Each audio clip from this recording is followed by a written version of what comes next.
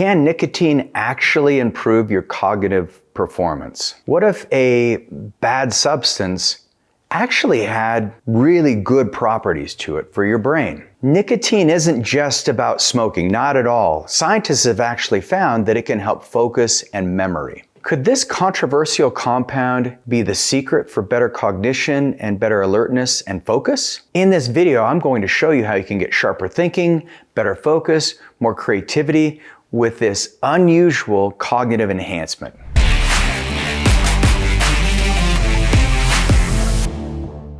So nicotine's gotten a lot of press these days. You think Tucker Carlson, he's been promoting it. You saw RFK in one of his confirmation hearings, snuck in a little nicotine packet. Why the taboo?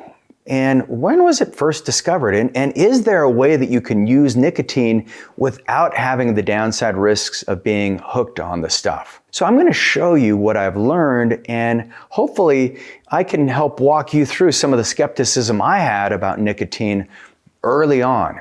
So nicotine was discovered in 1828 by German scientists, and they actually found this molecule in tobacco. And so for thousands of years, humans have used tobacco in different rituals and ceremonies. If you have ever worked with a shaman, or if you study any kind of Native American medicine, you'll see tobacco is a sacred plant, and rightfully so. One of the reasons it's so sacred is because it does open up your perception.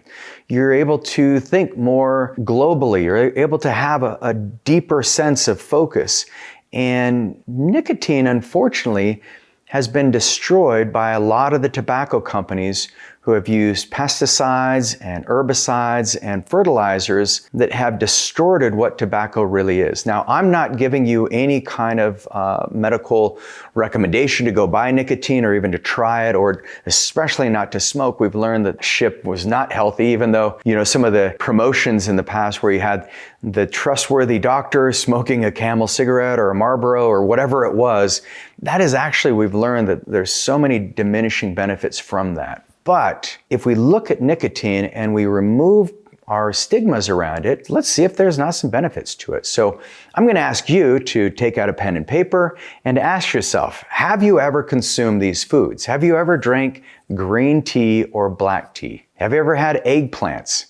Have you ever had tomatoes, cauliflower, or green pepper? Or have you ever eaten a potato? And maybe you say, I've eaten those today. Well, you have consumed nicotine. So just for the record, green tea, black tea, you're going to have the highest properties of nicotine in those teas. And the nicotine it's a microdose. It's a very small amount that doesn't quite get you the therapeutic levels that a lot of people look for when it comes to cognitive performance and mental clarity. So if you start to dissect it and you say, well, what can nicotine do for me? Cognitive performance. So nicotine has been shown to express greater levels of BDNF, which is the neurotransmitter that allows your brain to take in new memory. The second thing that nicotine has been shown to do is nicotine is very neuroprotective. And if you think, what is neuroprotection? Well, in your brain, you've got myelin sheaths that protect the nerves. It's kind of like that electrical tubing around wires in your house, for example. But nicotine actually can help build that myelin sheath. It can help protect your brain against oxidative damage and oxidative stress. And by having neuroprotection, you become more resilient to stress. The third thing nicotine does is it helps with mood regulation. And this is a double-edged sword, because anytime you're using an outside agent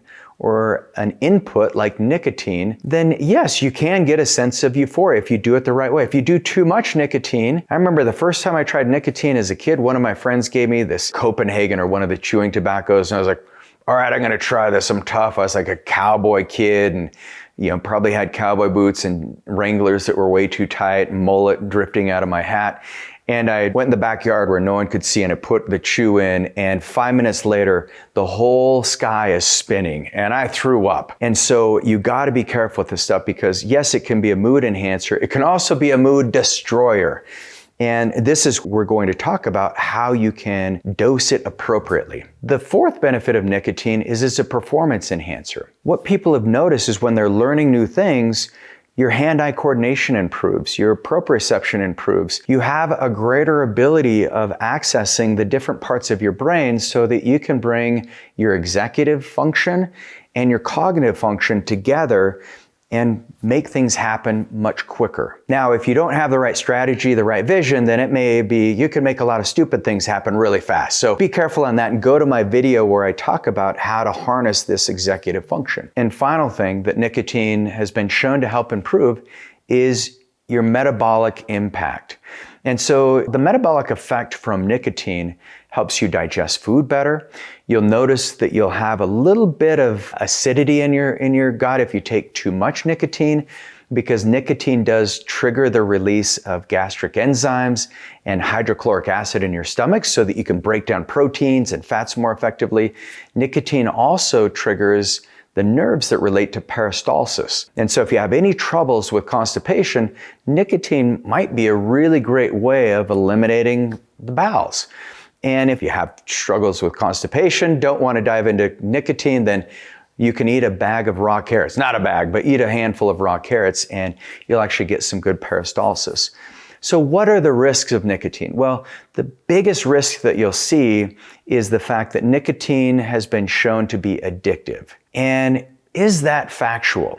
And as I dove into the research, my initial cursory study showed that nicotine is very habit forming. And then I started researching it. It's actually habit forming based on what it's combined with. And so that was a big awakening, because nicotine naturally is found in eggplants, tomatoes, green and black tea, substances that it would be very hard to argue that it's addictive and habit forming. But what we found is if you can get nicotine from its purest source, where there's nothing artificial added to it, no sugars, no dyes, where you're not having a bunch of heavy metals with it, then what we found is that you can mitigate some of the risks. Now, how much nicotine should you consume in a day? Well, that's between you and your doctor, but I typically recommend no more than about 12 milligrams. And you don't want to do that all at once. You want to space it out throughout the day when you need a little bit of cognitive boost. And what research has shown is that people who do use nicotine on a regular basis, they score higher in cognitive functioning tests.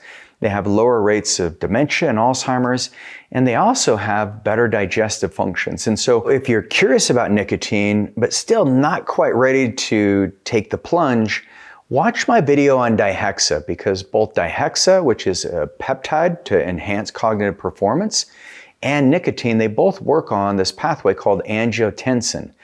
And dihexa is arguably a safer compound in the fact that it's not going to cause any kind of habit-forming behaviors. So check out my video on dihexa, and I'll see you there.